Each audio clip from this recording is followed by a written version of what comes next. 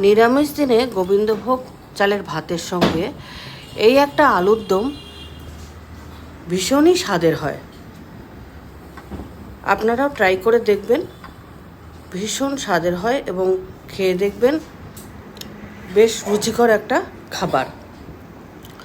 তো তার জন্য প্রথমেই যেটা করবেন সেটা হলো আলু সেদ্ধ করে ভালো করে খোসা ছাড়িয়ে নেবেন।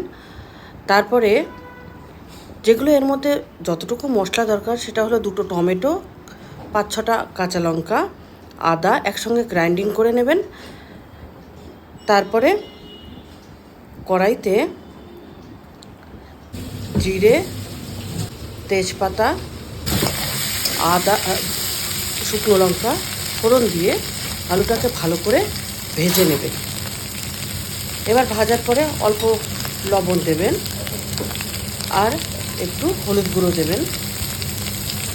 এইবার ভালো করে কষিয়ে নিয়ে যে মশলাটা বানিয়েছিলেন সেই মশলাটা দিয়ে দেবেন। তার সঙ্গে জিরা ধনে গুঁড়ো আর লঙ্কা গুঁড়ো একটা পেস্ট, সেটা দিলে আরও সুস্বাদু হয়। সেটা দিয়ে আবারও কষিয়ে নেবেন।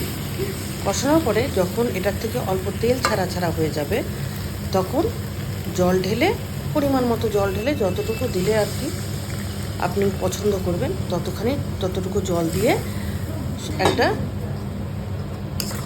গামাখা তরকারি করবেন।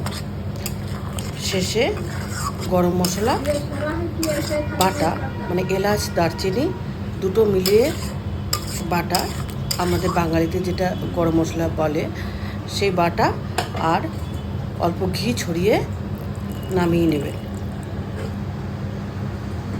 কোনো একটা নিরামিষ দিনে এটা করে দেখবেন, হয়তো অনেকেই করে, তো খুবই স্বাদের হয়।